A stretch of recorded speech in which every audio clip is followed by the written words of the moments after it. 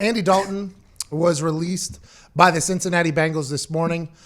We said it would be 2 to 3 days after the draft. It was 4 days after the draft. So that's on us for being off a day.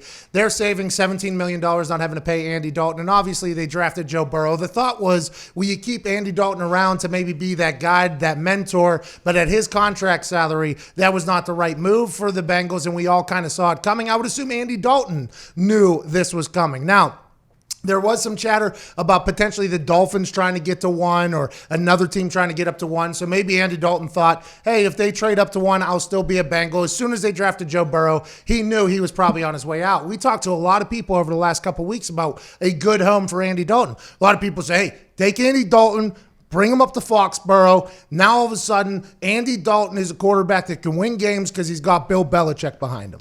And I think that is something that a lot of Patriots fans maybe hope for because they know nothing about Jared Stidham. They call him Studham, but they know absolutely nothing about the guy. Who knows if he's going to be a good quarterback or not? I guess you will find out. But we all think, and we talked to Michael Lombardi, who knows this world pretty much inside and out, we all think the better place for him to go to would be the Jacksonville Jaguars because Jay Gruden is the offensive coordinator down there. Jay Gruden and Andy Dalton had a lot of success at the Cincinnati Bengals together, and the Jacksonville Jaguars have been oddly quiet in the quarterback world. They trade Nick Foles out. Big Richard Nick Foles gets hurt last year throwing a touchdown. They trade him to the Chicago Bears, and the Chicago Bears say, well, he's not going to be our starter. He's just going to compete with Mitchell Trubisky. Mitchell Trubisky goes on Chase Daniels' chats and buries the Chicago Bears. Who knows how that's going to... He didn't bury him, but there's a lot of things said that were like, oh, okay, that's Mitchell Trubisky, I don't think felt as taken care of as he probably wanted to feel with the Bears. I don't know. You listen to it, it's 55 minutes long. They're going to be battling against each other, but with the Jacksonville Jaguars, all they had was Gardner Minshew Mania, the man who was going to hop in an RV and drive across the country all offseason, is their only quarterback really down there of note.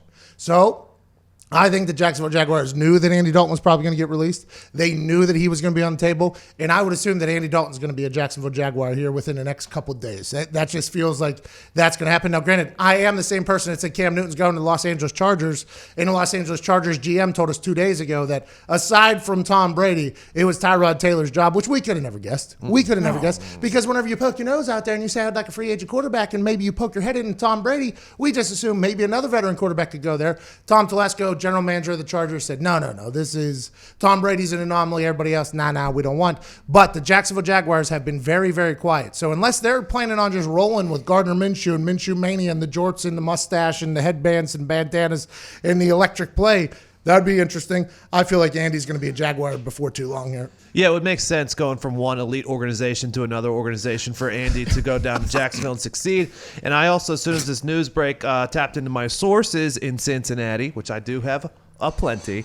They didn't cut him day 2 or 3 because today is actually his daughter's birthday and his wedding anniversary, so they waited today to do it. Are you serious with that? Well, they benched him on his birthday, so they had to wait today for another memorable day to ruin this wedding. I don't know if you're being serious or not. I am not serious. Oh, Tony! I was hoping so bad that you pieced together that this was his daughter's birthday. So his bad. Wedding anniversary. Oh, my God. Man, we would have been sitting on something. Yeah. Great build-up, Tony. I mean, Diggs really sold that. Yeah. Diggs normally, if he starts to sell something, he maybe speeds up a little bit. That was a great sell right there. It wouldn't surprise me, by the way, because that's what the Bengals did last year. They benched him on his birthday only a couple minutes before the trade deadline was over, so he couldn't get out of town. He ended up playing for a bad football team. Obviously, they had the number 1 overall pick, but so that's not great. But Andy Dalton, if you look at his numbers, if we've always been a pro Andy Dalton show. We've always said Ginger Tarzan, the Red Rocket, Andy Dalton is a much better quarterback than people give him credit for. And these numbers are here to prove it. Field Yates, old Field Z Yates, who in high school had a cookie hour, right? Cookies and milk over there. At what time? Like 10? Over at Belmont Hill, about 10:20. Every morning, right now, if those kids were in school, they would have cookies and milk. Exactly, right now. That is not slander. That is a true story. That's fact.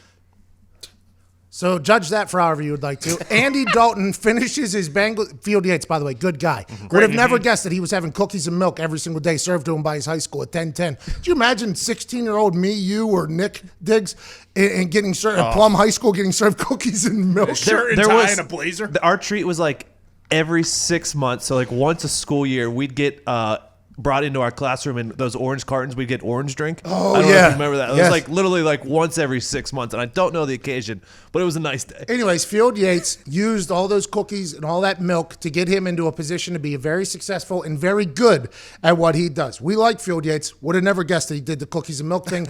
He says Andy Dalton finishes his Bengal leader as the all-time leader in passing touchdowns, 204. Second in passing yards, 31,594. Most fourth quarter comebacks, 20. Game-winning drives, 24. 3 Pro Bowl nods, and helped dig them out of the dumps to 5 playoff appearances. Really solid run. Amen, Field Yates. Very solid run. I mean, you got a lot of legendary quarterback. Boomer Esiason played over there.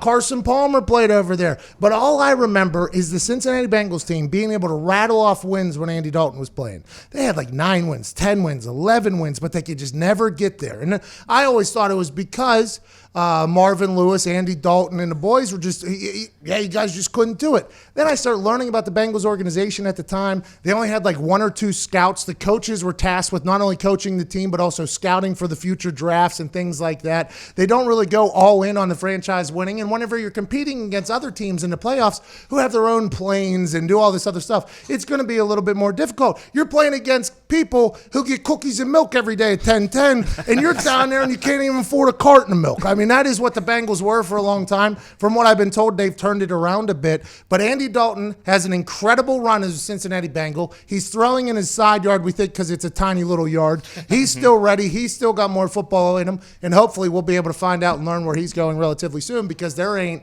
jack else to talk about. If he does go to Jacksonville, what do you think they would pay him? Because he would be going down there to compete for the starting job with Minshew, right? I see like a Mariota, probably like a Mariota contract. Minshew, though, is on his rookie contract. He was drafted late. So they would have to pay Minshew, too, because you bring an older quarterback in who's been a starter before, but you want Minshew to feel as if he's still the starter, or if he is the starter, or if you're planning on Andy Dalton being your starter. I mean, we don't know what they're planning on doing. Jay Gruden might have been down there and been like, hey, I know who I want to be my quarterback, and it's Andy Dalton. And they're going to cut him, so let's just wait it out. Let's not go get anybody else, because Cam Newton's still out there, right? They chose not to go get him. There's a lot of quarterbacks that they could. Jameis Winston was on the market there for a little bit. They could have went and got him. So I think they've been waiting for Andy Dalton to potentially come. We could be wrong. He could end up somewhere else. But you have to, I don't know how, that would be an interesting locker room. If your guy who started for you last year is getting paid, I don't know, $600,000, and then you bring in a guy who's potentially going to compete with them for $5, $6, $7, maybe $8 million.